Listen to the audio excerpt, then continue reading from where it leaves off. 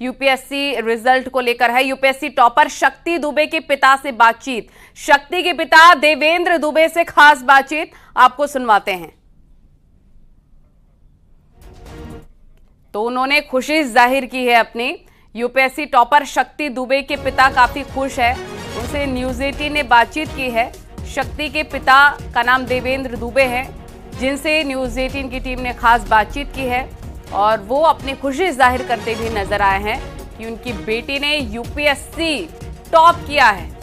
शक्ति दुबे के पिता से बातचीत भी आपको हम सुनवाएंगे, लेकिन यूपीएससी का जो रिजल्ट आया है, प्रयागराज की शक्ति दुबे ने उसमें टॉप किया है।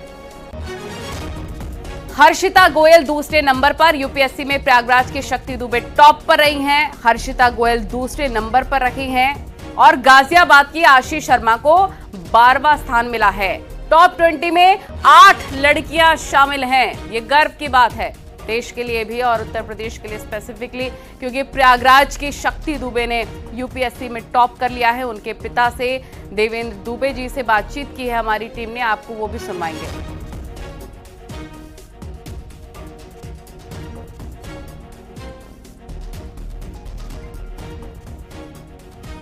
तो बड़ी खबर लगातार हम आपको बता रहे हैं। टॉप 20 में 8 लड़कियां शामिल हैं यूपीएससी टॉपर में।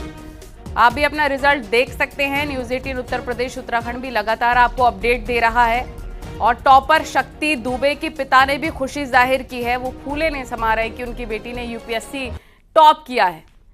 ये 3 तस्वीरें आपको हम दिखा रहे हैं। ये वो बेटियां हैं जिन्होंने अपने परिवार वालों का, देश का गर्व से सर ऊंचा कर दिया है, क्योंकि इनकी रैंकिंग शक्ति दुबे टॉप पर रही हैं। हर्षिता यूपीएससी में सेकंड टॉप पर रही हैं और 12वीं रैंकिंग यूपीएससी में आशीष शर्मा की आई हैं। उनके पिता भी काफी खुश नजर आ रहे हैं। पूरे परिवार को श्रेय देती ये बेटियां नजर आ रही हैं, क्योंकि पूरी परिवार की मेहनत रहती है जब बेटियां आगे बढ़ती हैं, कुछ करती हैं। और यूपीएससी जैसी डिफिकल्ट परीक्षा में टॉप करना, रैंक हासिल करना एक बड़ी बात है। और प्रयागराज की शक्ति दुबे ने टॉप किया है। उनके पिता से बातचीत की हमारी टीम ने। दूसरे नंबर पर यूपीएससी सेकंड टॉपर हर्षिता रही हैं और आशीष शर्मा ने यूपीएससी रिजल्ट में 12वां स्थान हासिल किया है। हर्षिता गोयल दूसरे नंबर पर रही हैं। आप भी अपनी रैंकिंग देख सकते हैं। टॉप 20 में क्योंकि 8 लड़कियां शामिल हैं और लड़कियों ने इस बार ये बता दिया है कि लड़कियां किसी से कम नहीं हैं। उनकी कड़ी मेहनत की वजह से आज टॉप 20 में 8 लड़कियां शामिल हैं, जिसमें देखिए गाजियाबाद की आशीष शर्मा ने 12वां स्थान हासिल किया है। वहीं हर्षिता गोयल ने दूसरा स्थान हासिल किया है।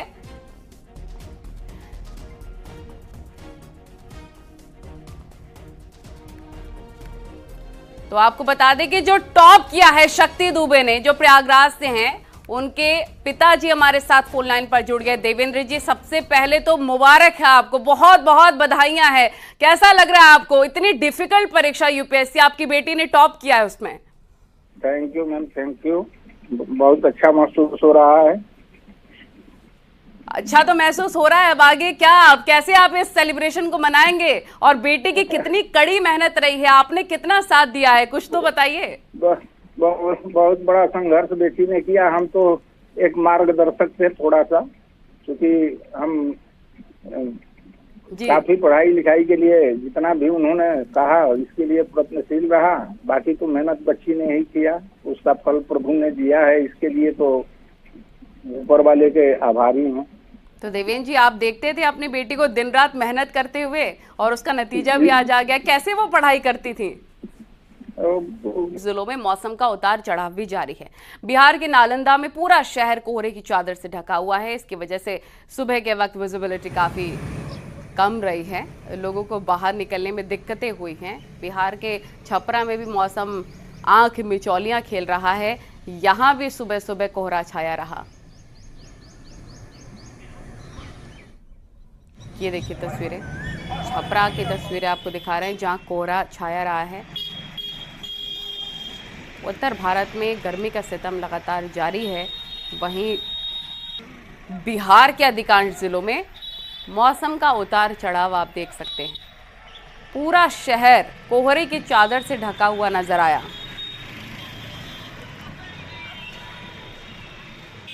छपरा में आज सुबह से ही मौसम ने करवट लिया। आज सुबह जब लोग घरों से बाहर निकले तो घना कोहरा छाया हुआ था। हालांकि समय के साथ धीरे धीरे ये कोहरा कम हो रहा है।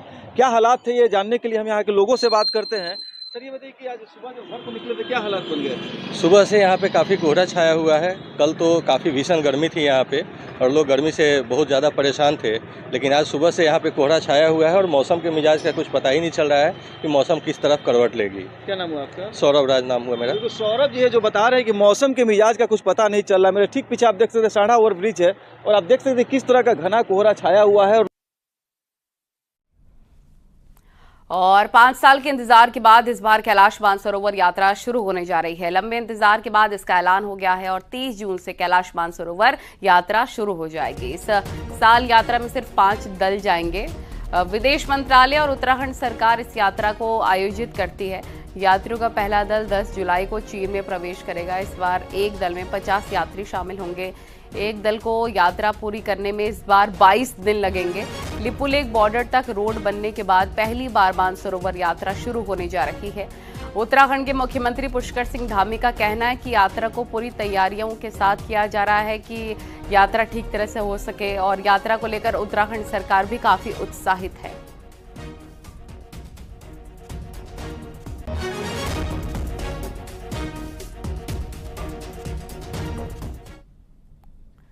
और कैलाश मानसरोवर यात्रा के मुख्य पड़ाव और चाइना बॉर्डर के करीब गुंजी में शिवधाम बनाने की कवायद तेज हो गई है। ये शिवधाम आदि कैलाश और मानसरोवर जाने वाले यात्रियों को कई सुविधाएं मुहैया करवाएगा और यही नहीं, इसे धार्मिक पर्यटन के केंद्र के रूप में भी स्थापित किया जा रहा है।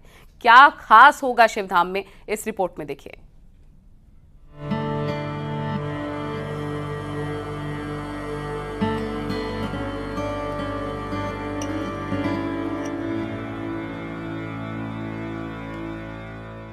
ग्यारह 11,000 फीट की ऊंचाई पर बसा गुंजी आदि कैलाश और कैलाश मानसरोवर यात्रा जाने वाले यात्रियों का बेस कैंप है।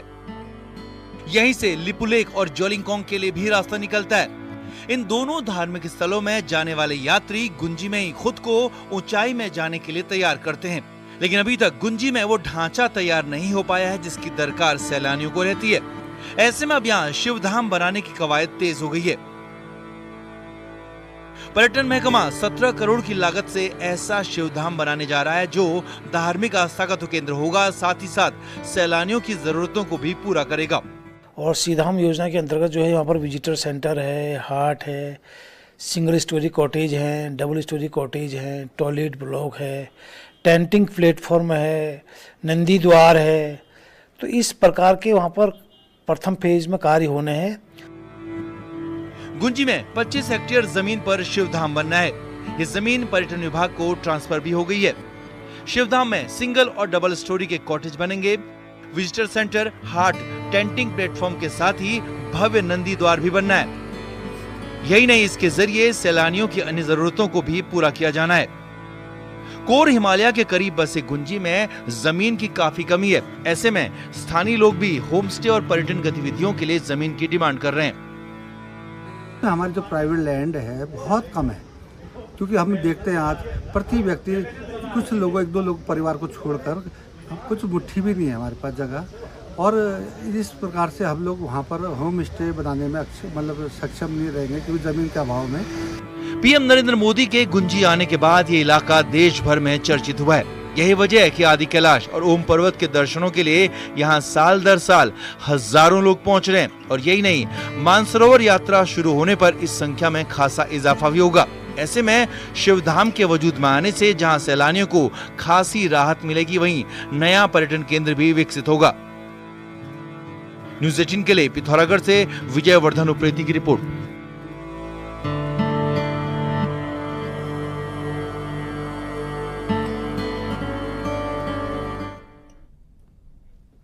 और रुद्रप्रयाग में केदारनाथ रूट पर कई जगह डेंजर जोन मुसीबत बने हुए हैं। काकड़ा गाड़ से कुंड और सोनप्रयाग से गौरी कुंड के बीच सबसे ज्यादा डेंजर जोन है।